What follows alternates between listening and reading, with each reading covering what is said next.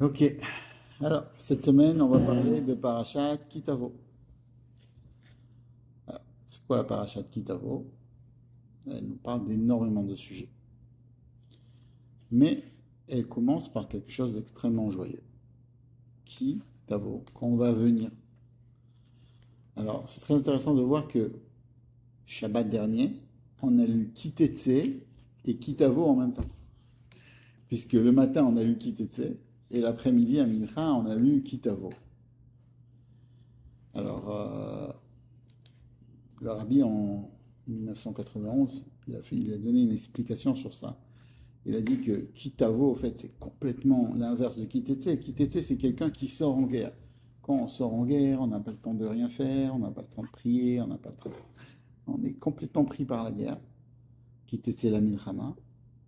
Et, et juste après ça, on a Kitavo. Kitavo, c'est quand on est calme, quand on a tout ce qu'il faut, on arrive en Eretz Israël, comme a marqué Ishtachat Gafno et Tachat Ento. Ça veut dire chacun se trouvait sous sa figue, chacun se trouvait sous sa vigne, et que à partir du moment où tous les Juifs ont eu leur part en Eretz Israël, disons que tous les Juifs savaient où ils devaient arriver en Israël, ils avaient terminé les premières guerres, que à ce moment-là, tout le monde avait le droit d'amener, de faire la mitzvah qu'on a dans Kitavo. C'est la mitzvah de. Vous savez, c'est quoi la mitzvah? La première mitzvah de Kitavo, c'est la mitzvah de Bikurim.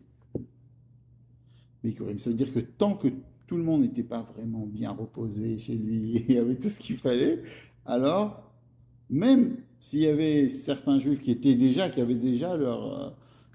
Où habiter, qui avaient déjà comment vivre, qui avaient tout ce qu'il fallait, ah ben, ils n'amenaient pas des bikurim au Beth Amikdash tant que tout le monde, enfin, tant qu'une grande majorité du peuple juif n'était pas installé et avait ce qu'il fallait pour vivre il avait un toit sur la tête. Ça, c'est quelque chose de très intéressant de voir cette idée-là que normalement, on est chacun, comme on dit, chacun pour soi et Dieu pour tous. Mais dans le judaïsme, c'est pas comme ça. On voit que non, on voit que c'était tant que tout le monde n'avait pas ce qu'il devait avoir, ça troublait tout le monde. C'est-à-dire, et on le voit aussi maintenant, que quand il y a des problèmes dans le nord, alors les gens du sud, ils sont touchés, quand il y a des problèmes dans le sud, les gens du nord, ils sont touchés. On voit cette chose-là. Mais c'est déjà dans la halakha, c'est déjà basé dans la halakha, que quand tu vois que tes frères, ils sont pas comme il faut, ben, toi aussi, tu es pas comme il faut.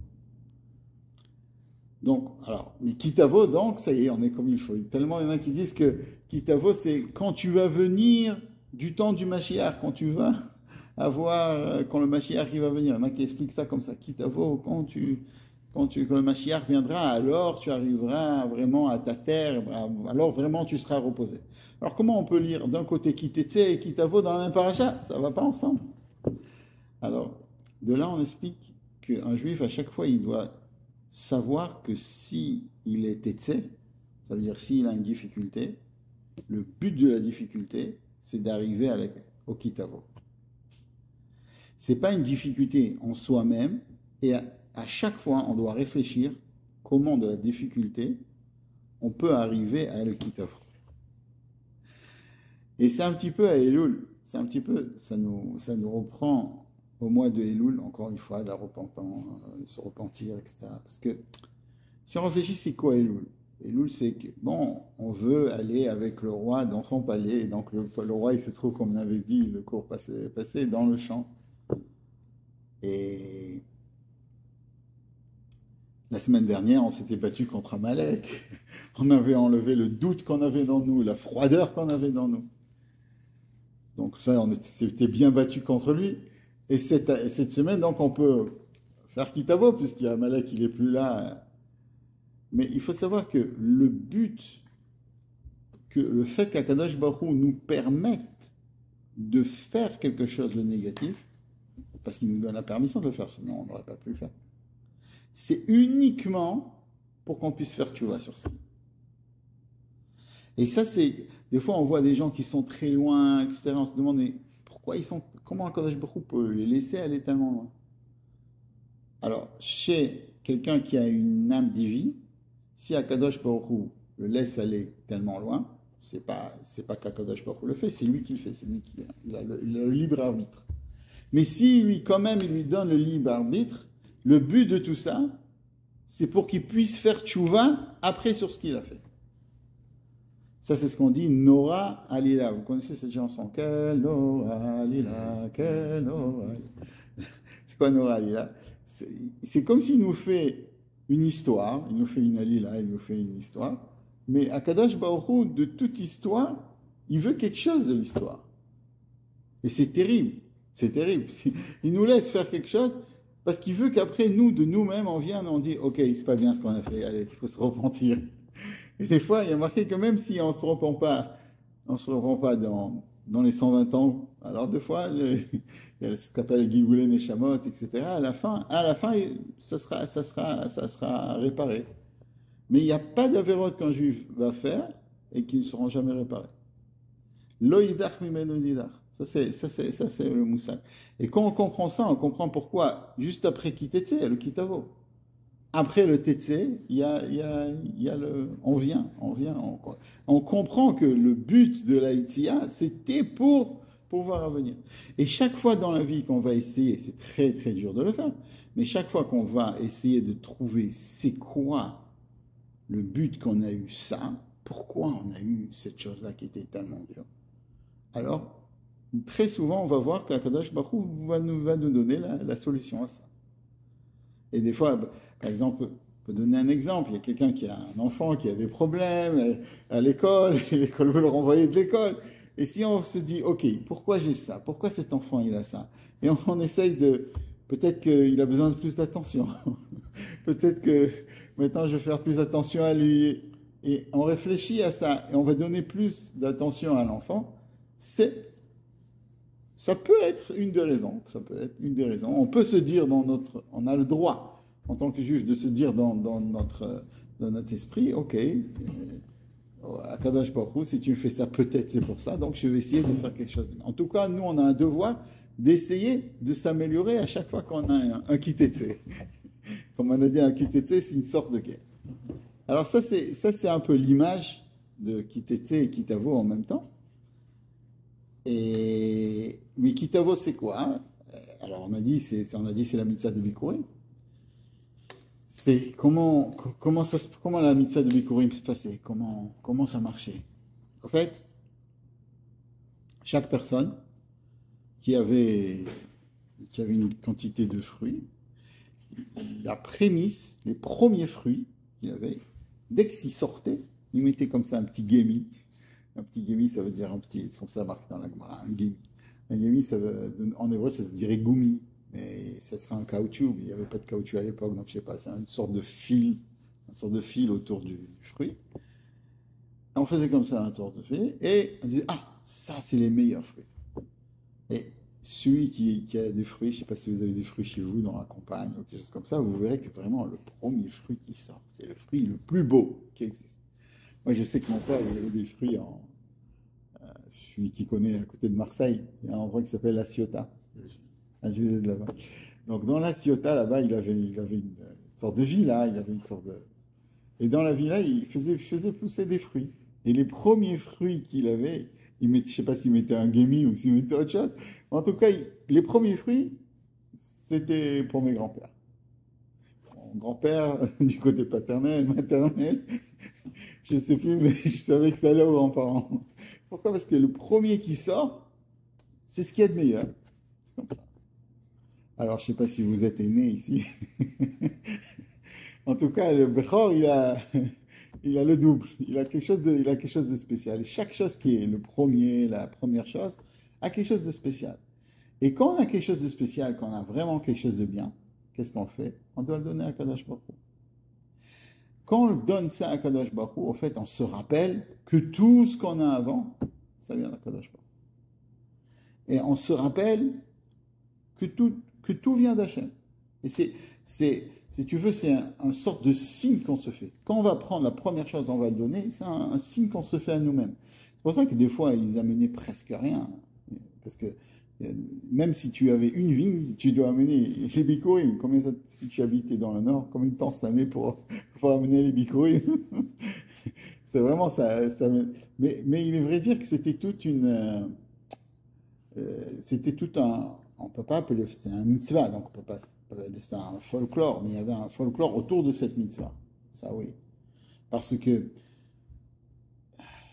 il venait, tout le monde se rassemblait, de tous les yeshuvim, tous les kibbutzim, tout le monde se rassemblait ensemble. Et il prenait un taureau, et sur le taureau, il lui mettait la couronne de César. Non, pas de César, une sorte de couronne comme ça au taureau, pour montrer l'importance, pour montrer qu'ils étaient contents de le faire. Bah, on fait ça comme on a dit la semaine dernière à Malek.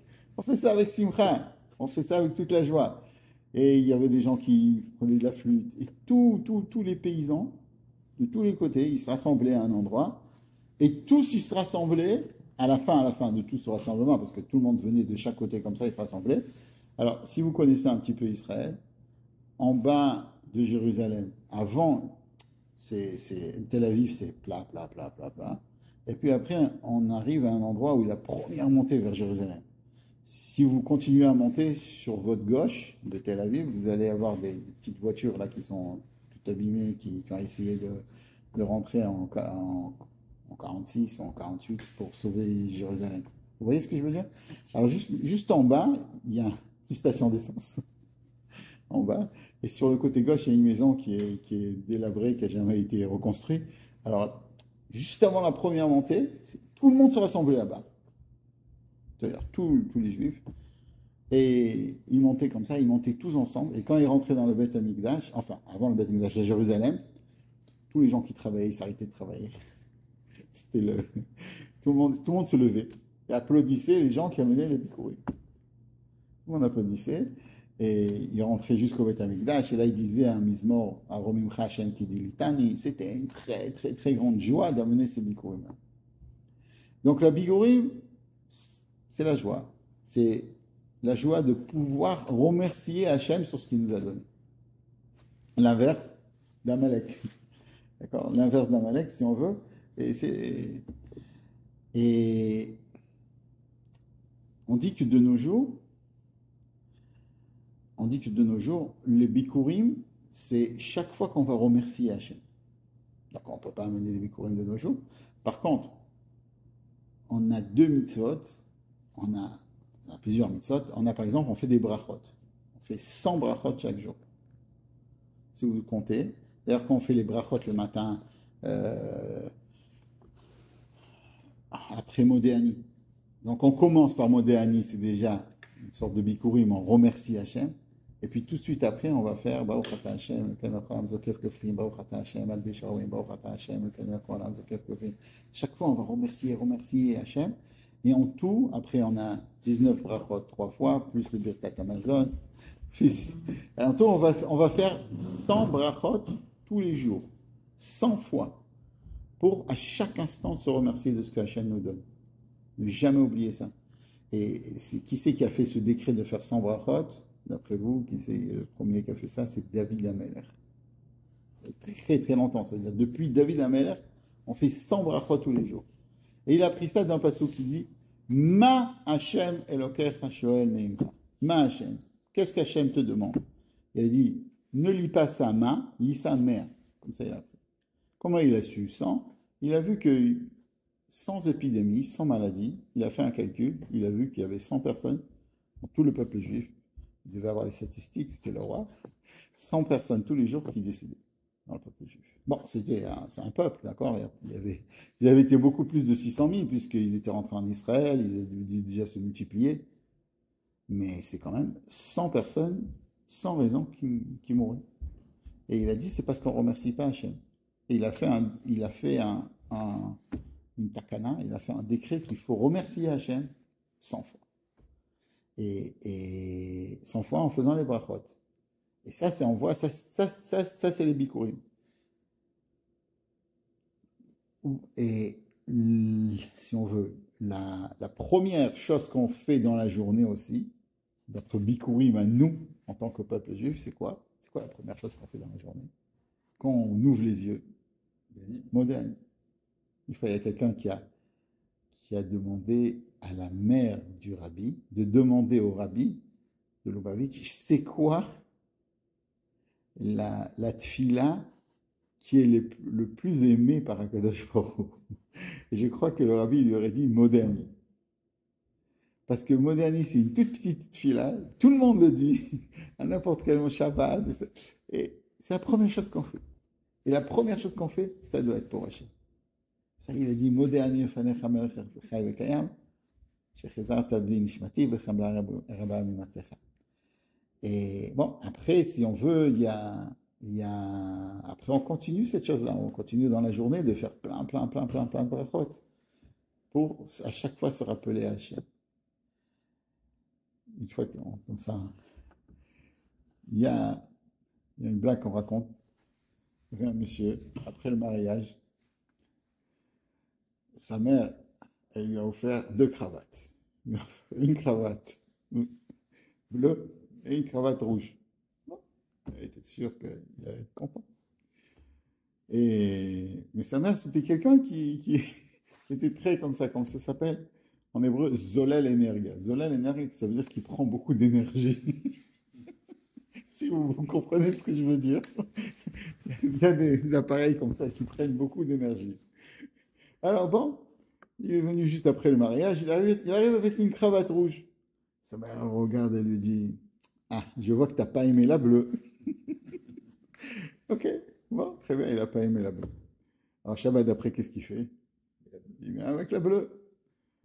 Alors sa mère lui a dit, ah, je vois que tu n'as pas aimé la rouge.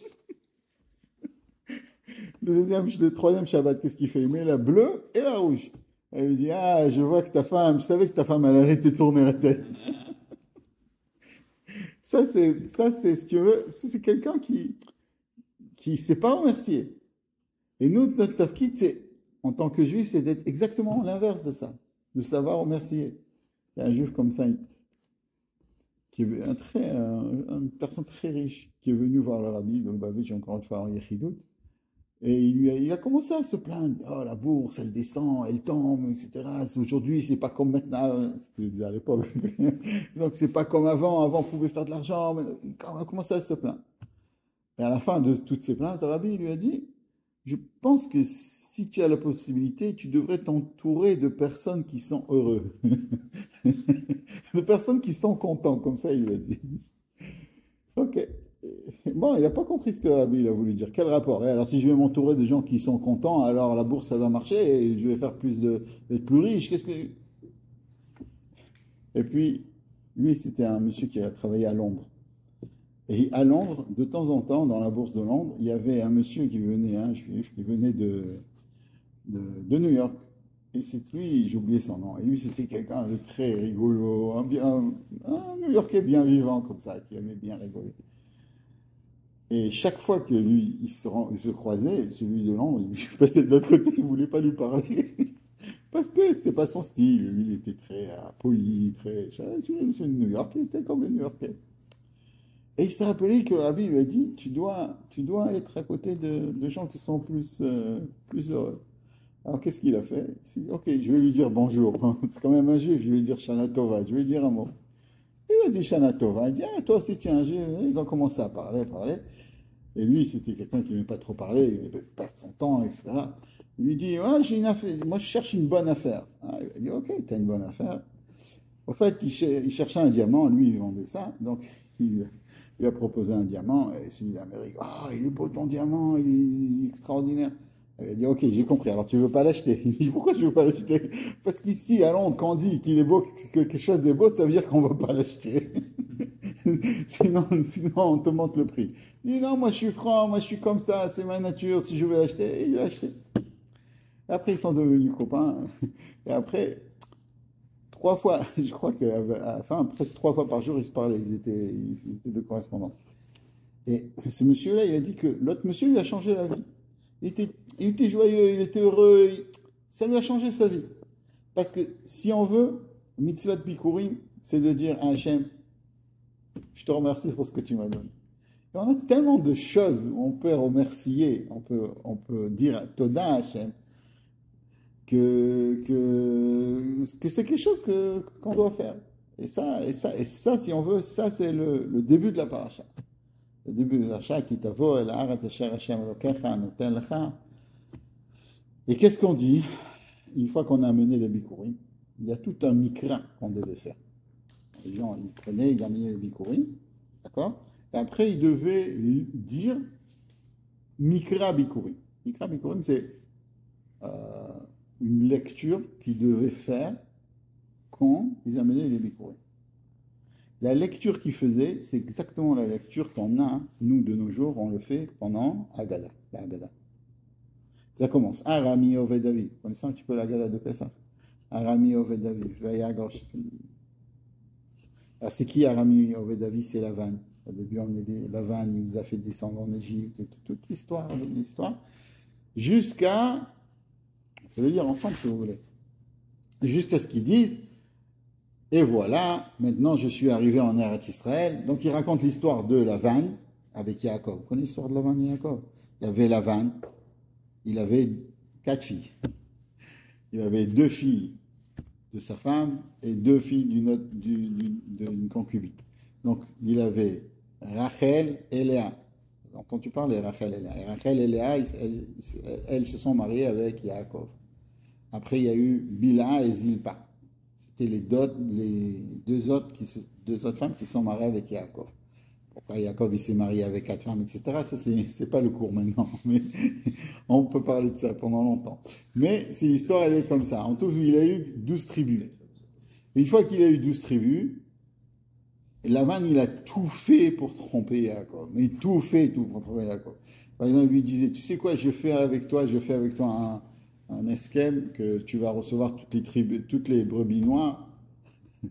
Alors à ce moment-là, il dit non. Quand il prenait les brebis noires, il a dit non, je t'ai pas dit noir, je t'ai dit blanc.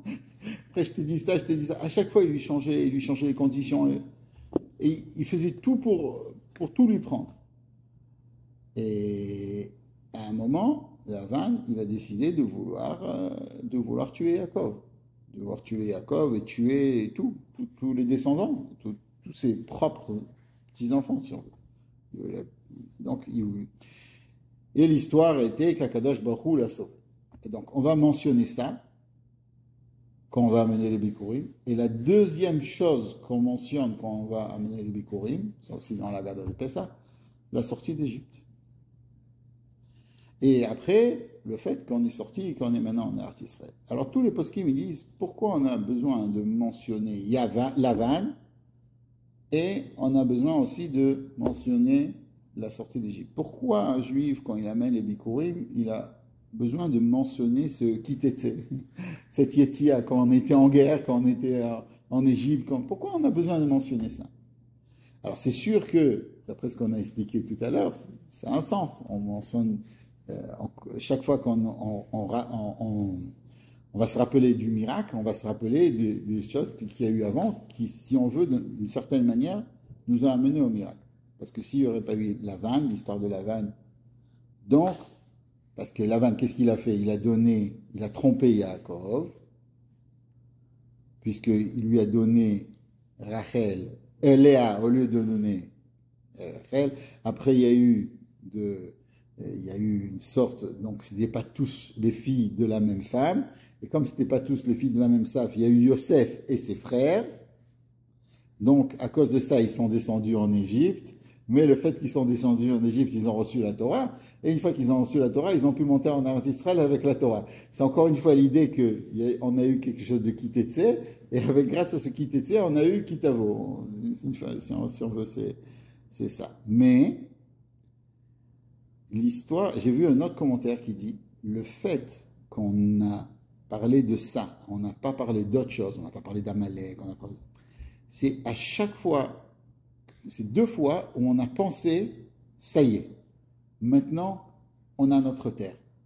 Maintenant on est chez nous. Quand on était chez Lavan, au fait, Yaakov, qui était de la famille, s'est marié avec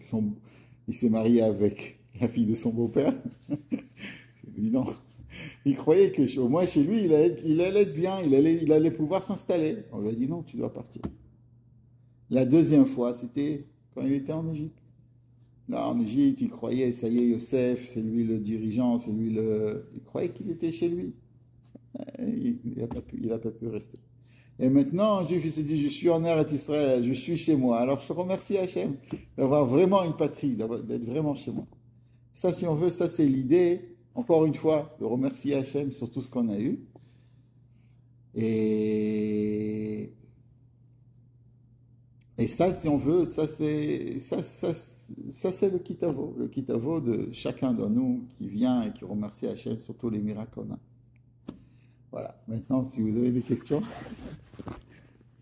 J'ai une question. À un moment, vous avez dit